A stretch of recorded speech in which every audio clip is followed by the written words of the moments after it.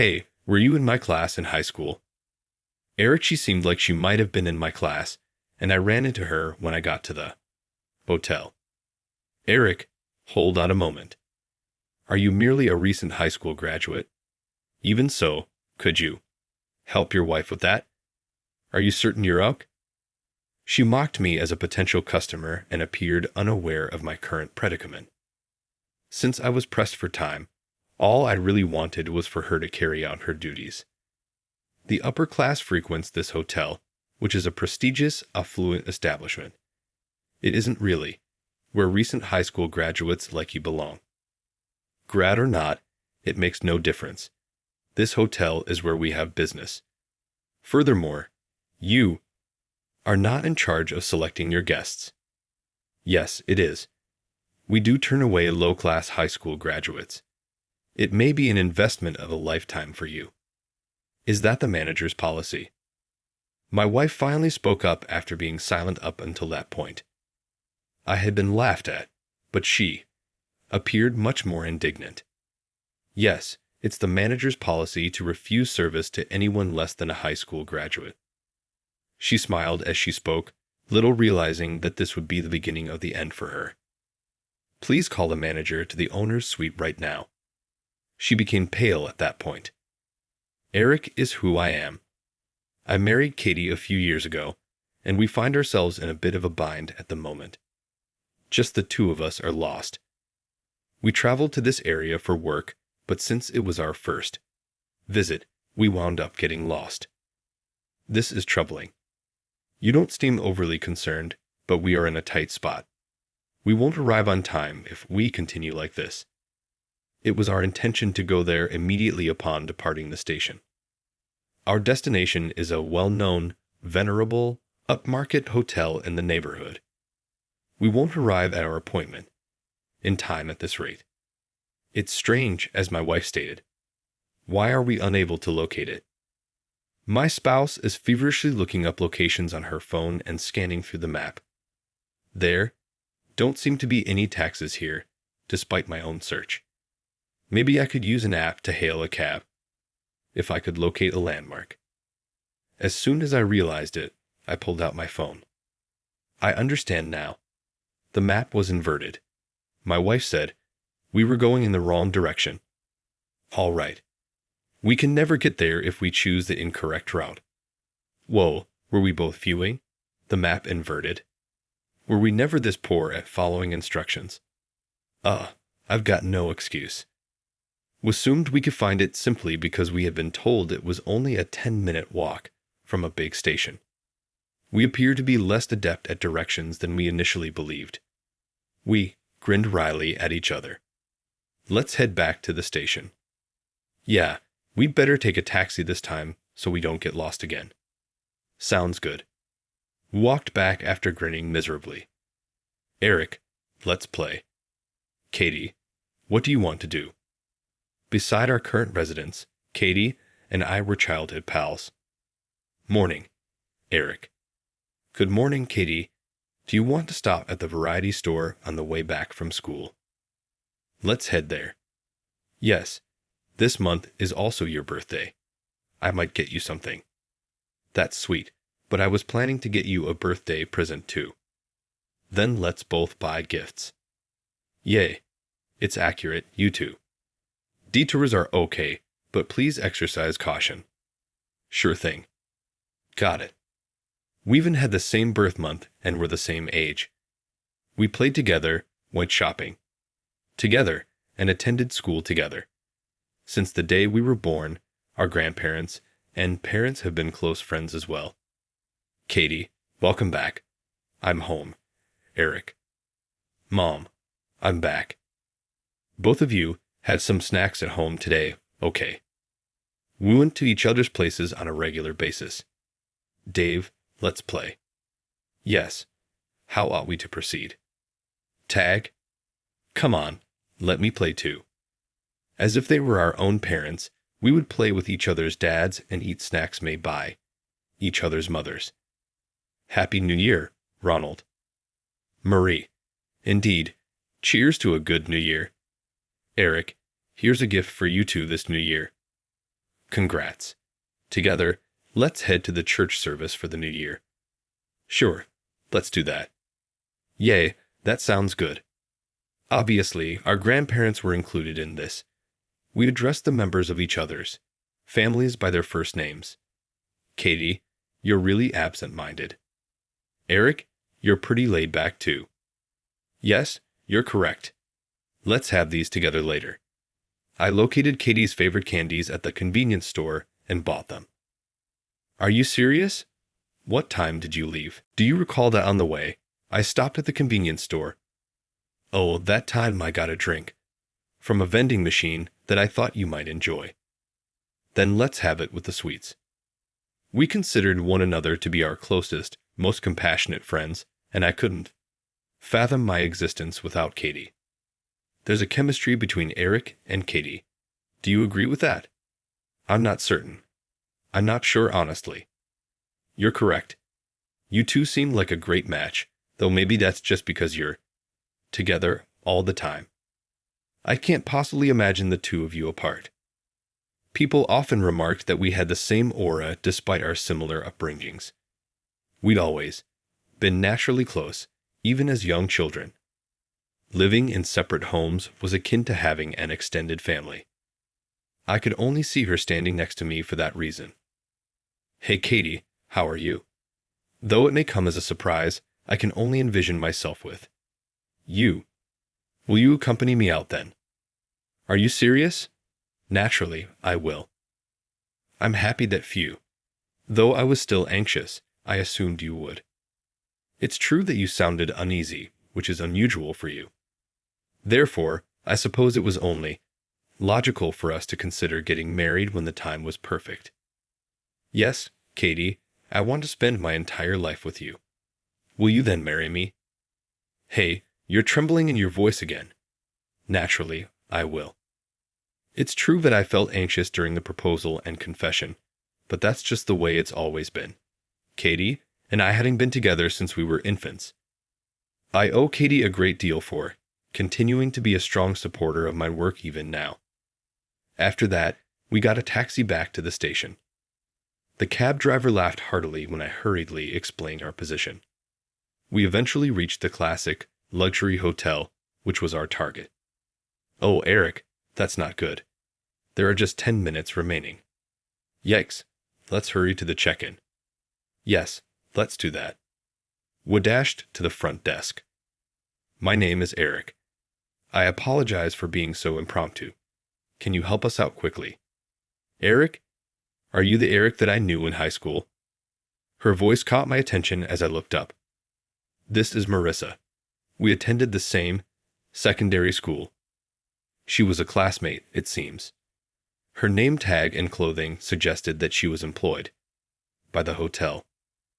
Ah, Marissa. Yes, I seem to recall you from our time in school. Long time not seen. Is this Katie then? Do the two of you still get along? Do you consider yourself married or something? That is astonishing, really. She seems to be aware of Katie as well. That would make sense if she had been a fellow student in high school. But everyone in the foyer turned to watch Marissa laugh uncontrollably. We both scowled, uncomfortable beyond belief. It's not appropriate to laugh so hard over it. Please just do your job. Come on, a little laugh is fine. It's not acceptable. Here, we seem to be in a rush. She didn't appear eager to continue with the check-in. Marissa gave her eyes a playful narrowing. Erica, are you really only a recent high school graduate? Are you truly able to stand by your wife in that? Are you certain you're all right? Hey, that's rude. It's fine, Kitty. Katie tried to oppose Marissa's mocking tone, but I stopped her. It's impossible to dispute, is it? What are recent high school graduates? Janitors at best. Oh. Maybe building laborers, perhaps. Either way, nasty and dirty, Marissa yelled as she carried on her tirade. The upper class frequents this hotel, which is a prestigious and luxurious establishment. It isn't really where recent high school graduates like you belong. Gior or not, It makes no difference. This hotel is where we have business. Furthermore, you are not in charge of selecting your guests. Yes, it is. We do turn away low-class high school graduates. It may be an investment of a lifetime for you. Marissa continued to sneer and try to push us away, ignoring anything I said. Is that the manager's policy? Katie, who had asked not to speak, finally piped up at that time. Yes, the management has the policy of not serving anyone who is not a high school graduate. Marissa mockingly answered her cool-headed question. Please go. I was familiar with Katie. I watched her activity silently. Marissa continued to smirk. Well, if you grovel and agree to do as I say from now on, maybe I won't turn you away. Hey, why are you laughing now? Are you crazy now? Oh no, Katie started laughing, so I automatically put my palm to my forehead. Marissa gave us a perplexed expression. Haha, really? You say the funniest things. When Katie is upset, she frequently bursts out laughing. What are you trying to say? It is verifiable. Reality. All right, I'll make sure you know what you did. Marissa blurted out in fear as Katie abruptly stopped laughing and became serious. Next, Katie spoke a chilly "Oh, hello. It's Katie here." Disregarding Marissa's runaway, Katie pulled out her phone and dialed someone. Kindly request that the management visit the owner's suite immediately. I will also quickly be there. Domestic. Supervisor. The suite of the owner. Marissa cast a bewildered glance at Katie. I suppose I should introduce myself sooner. This hotel is owned by me, Katie. It's good to meet you. Katie gave Marissa a lovely smile. In actuality, Katie's family is wealthy and possesses a large number of real estate properties. Katie remained involved in her family's business even after we were married. In due course, Katie acquired multiple hotel properties. Eric, the hotel we're going to is this one, right? Yes, that's right. Excellent, excellent. This is the other motel that my father recently gave me the keys to as its owner. This is an ideal time to do an inspection. My work initially required us to visit, but we also intended to perform a surprise inspection. The owner's suite was then shown to us. I'm terribly sorry for what happened. Several suit-clad men and Marissa were apologizing in the owner's suite. I've heard of Marissa's impolite actions. I apologize sincerely. Ted, the manager, was one of them. Ted, is it true that your policy is to refuse guests who are high school graduates or less? Achieved it. How precisely were you going to verify that? Katie asked Ted a pointed question. What? That is not possible. Who made such a statement? That is absolutely not my objective. Ted ran away, obviously shocked. Standing next to him, Marissa cast a pallid glance down. Are you letting the front desk staff decide who gets to stay? No, that's absolutely not the case. But that's exactly what she said. You are aware that our guests interact with us at the front desk. First, don't you? Obviously, I get it. However, you don't seem to get that the hotel will look bad if this is how her staff acts. It is your duty as manager to select and develop employees who won't make our visitors uncomfortable. What are your thoughts about that? As a hotel staff member, I apologize. With a pallid face, Ted was the focus of Katie's lesson. Ted seems to be stuck with his constant apology routine. That's enough, Katie. I chided myself in the end after attempting to calm her down. Stay out of this. Ted seemed to notice me at last when I made an interjection. He gave me a surprised look when he saw me. Oh, you are? Aren't you Mr. Wilson? He came running over to me. Marissa looked up at this, as she had been looking down.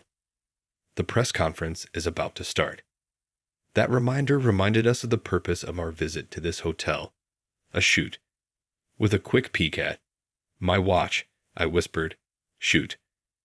I was engrossed in Katie's rage to the point where I forgot I was meant to be at this hotel for a press conference.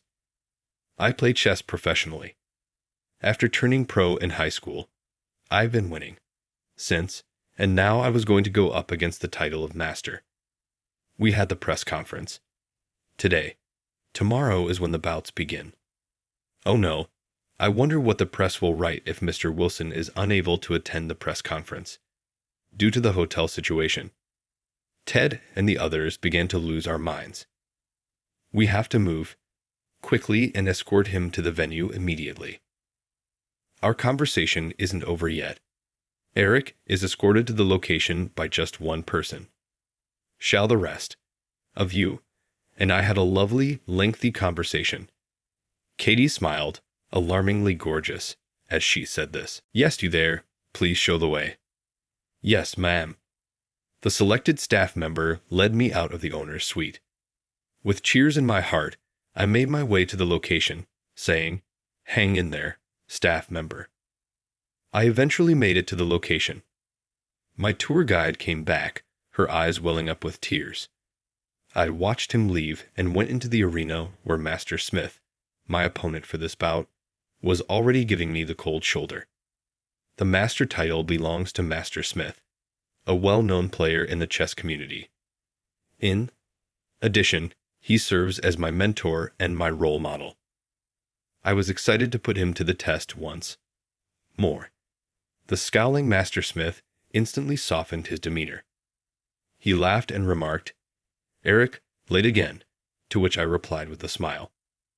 My wife and I were gazing at the map upside down. He made a joke, "Ha, you two are as clueless as ever." I rubbed my head, embarrassed by my mentor's laughter.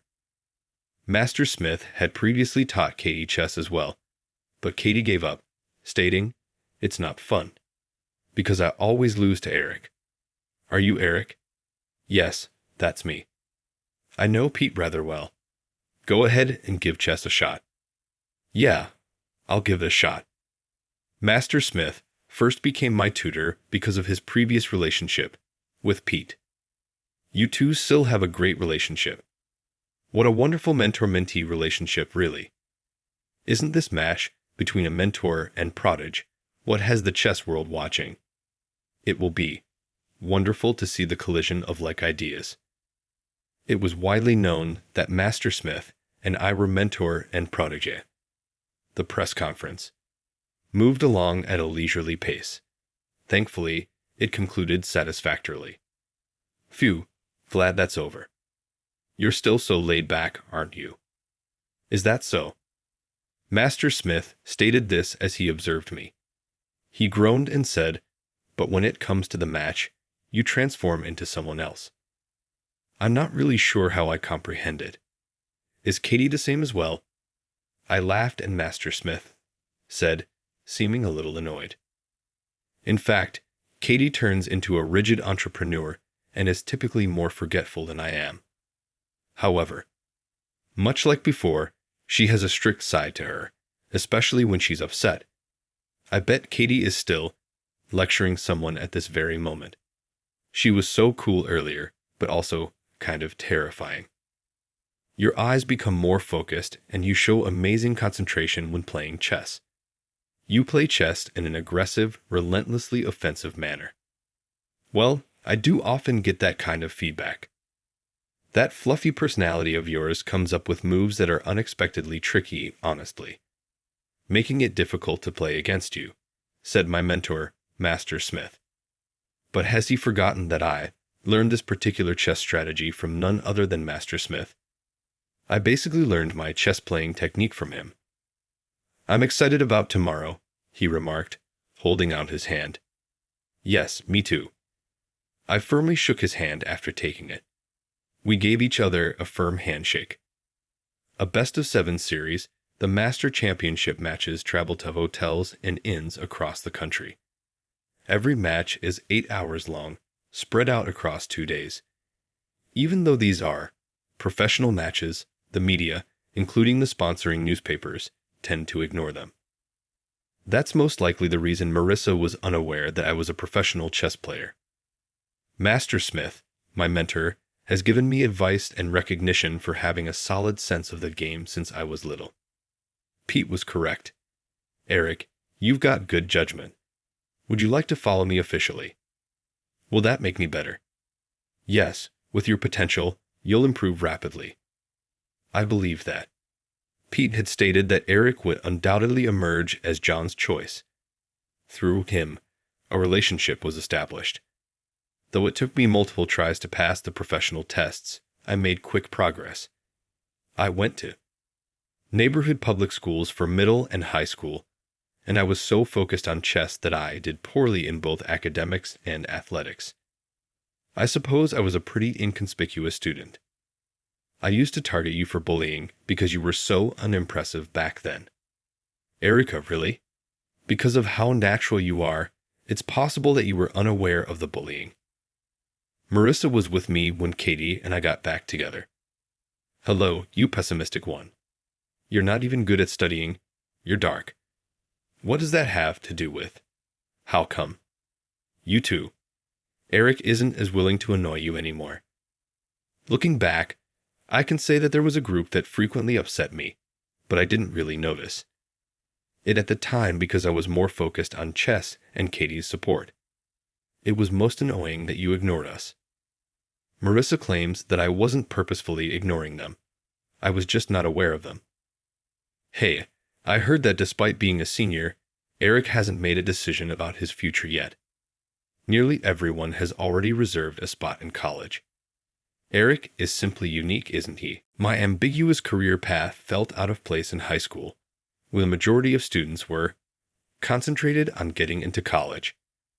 Katie, listen, I finally passed a pro exam. Are you serious? That's fantastic. Eric, I know you've been working hard. Yes, and there's something else I want to tell you. In the meantime, during my final year of high school, I passed the pro exam. Although I went on to become a professional chess player, most of my classmates just knew that I dropped out of school. Given that I didn't actually inform anyone but Katie, it makes sense that they were unaware. It was also at that time that Katie and I formally began dating after my confession to her. I'm sorry. I wanted to apologize, but can we just stop this right now? I was about to play an important match. Kindly keep me out of this. I see. I'm telling you to get retrained, Marissa. Additionally, you will be suspended for a while. Be careful not to reveal your face to us. Understood. For the time being, it appeared as though Marissa had conceded, but in reality, nothing had happened. When the match's first day came to a close the following day, I was going to head back to my room. The next move should be, no, that would be counted then maybe. Eric. Marissa, who was meant to be suspended, was there when I ran into her on my route. I wanted to apologize so much. Could we go out to dinner later? I'm currently occupied. I casually replied, just leave me alone, my thoughts entirely focused on the game of chess. Master Smith is a powerful man. I have to concentrate on the game tomorrow. I had no idea that you were a competitive chess player. How important is the Master tournament? Eric, you're so awesome. I've always known that you're unique. You know, I've really liked you since we were little. I was harsh to you back then because of this. Hey, do you even think I'm speaking? Hi there. Marissa caught me thinking about chess and touched my arm. Would you please let go? Put an end to it. Katie stepped in. She moved in between Marissa and me, forcing her to release her grip on my arm. Oh, Marissa said, appearing briefly frightened by Katie's presence. She angrily snapped back, don't interfere. The one meddling is you. It's a crucial moment right now. You were meant to be on suspension, right? You weren't supposed to reveal your face, right? Are you able to comprehend that? That is unimportant. In addition, chess professionals make a lot of money, right? Are you not just after his money? Marissa's prodding appeared to have irritated Katie. Are you serious? Here, I am the proprietor. I work for my own money, Katie told Marissa in a clear-cut and forceful manner. Then give him up to me. What? Katie and I both silently conveyed our perplexity at her unintelligible remarks. Absolutely not. What even appeals to you about Eric? In what number? Numerous things. Could you enumerate them? All right. So that's, since we were young, I have been observing Eric. I'd adore every aspect of him, both positive and negative. I will always love him, regardless of whether he ends as big, bald, or impoverished in the future. Marissa seemed a little surprised by Katie's strong statement. My entire body began to warm up in the interim. Katie, though that is a little awkward, I'm still thrilled. At that moment, my face was probably beet red. Asterisk cough asterisk. It is impossible for me to consider dating anyone else because I have a significant other. All I could think of was Katie. Nobody else could possibly be on my side but her. For me, she is the only one. I will always love her and nothing else, no matter what happens in the future. Hey, you two. As I said this, I had Marissa's full attention. Stupid couple. Perfect for each other. You idiots. After saying these things, Marissa stormed off. All we could do when left alone was giggle together while our faces remained red. Shall we head to our room then? Oh yeah. Master Smith prevailed in the opening match of the master competition. It was rather annoying, to be honest, but it's not done yet. That concept caused me to change my perspective. Manager Ted came to say goodbye, saying, Mr. Wilson, I'm truly sorry for what happened at the chout. Again, he expressed his sincere regret. Marissa resigned from her job today.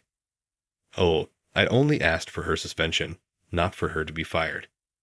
Ted said it was her own decision. That foolish couple. I will never prevail over Katie. All I want is for everything to go away.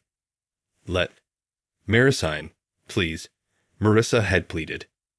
Listen, your management determines the employee's quality. Katie reminded Ted. As the manager, make sure you properly re-educate your staff. She smiled, a little intimidating. Yes, sir. I'll return soon to do another examination. After Katie said that, we started to head home. A very interesting trip. Thinking back on the trip, I never would have imagined getting into this much difficulty the day before the match. I laughed. To myself, it was very intense. But I also got to hear my wife speak words of love and witness. Her acting like a savvy company owner. The excursion was worthwhile. I now have to put forth my best effort and win the following match. 1 week later. Good job. Oh, I'm very grateful. I had managed to concentrate well enough to finish the master tournament. After the match with Master Smith, pay close attention. I believe I did a really good job. Tomorrow, our parents want to celebrate for you. Are you serious? I take it that there will be a sizable crowd once more. Yes, that's right. Our mothers reprimanded both of our parents for taking time off work to see the master tournament. Hey, I can see that. They must be anxiously awaiting our return at this point. Maybe. As we laughed, we both remembered our parents. How about we go on a trip after things settle down? Well, it makes sense. In fact, I had intended to return to that hotel to do an inspection. I'll adapt. To your timetable the next time because it was for me the last time. I'm grateful. By the way, I was overjoyed by your loving remarks at the time. Well, give up. The things you said at the moment made me pleased as well. Again, we both flushed. We just can't get used to this, even after spending so much time together. How frightening the owner and her father both are is truly unsettling. Was Pete a terrifying person as well. Jess, I have been a guest at this hotel since the days of her father. Although quite rigid about business, he was also incredibly nice. At that moment, I noticed a hint of her father in her. Similar to Pete, That's how you also get during chess games. It's something I hear a lot. In any case, Pete is like a second father to me. Is that so? Eric, what are you talking about with Ted? Just discussing things about you and Pete. I see. It seems Marissa had a difficult time getting out of that hotel, by the way. The stories had gotten around, so she was unable to get work at other hotels. Furthermore, she made approaches to a number of guys who appeared to have steady jobs, but she was rejected each time and eventually fell for a shady man's scam, which left her in debt. She now has to balance a hectic life with duties she used to despise, like construction and cleaning. After some time, I had learned of Marissa's predicament from a former classmate. She eventually asked for assistance from her former classmates before vanishing from view. Katie, please stay with me forever. Obviously, we will always be together, even when we grow old together. We shook hands and vowed to work together in the future. After a few years, 2 children were born into our family. Since he was a little child, our son has dedicated himself to his studies with the goal of replacing Katie. Our daughter, on the other hand, is a chess enthusiast who says she wants to learn the game and compete against me. And Master Smith is training her very fervently, too, with the hope that she will outdo me. Katie and I exchanged a smile as we watched them. You've given me a lot of support. I'm grateful, Katie. Really. Erica, I should be the one saying thanks. I was inspired to work hard after witnessing your hard effort. I'm so happy you're here. Me too. It's a tremendous pleasure to have you. I have loved you in the past. I love you now. And I always will. Me too. Mom and Dad are being lovey-dovey again. Red in the face, we were both mocked by our kids. I'm sure you two will meet someone you want to spend the rest of your lives with. Stay close. And lend each other support. All right. I wish to stay in close proximity to my beloved Katie. Naturally, in addition to our kids.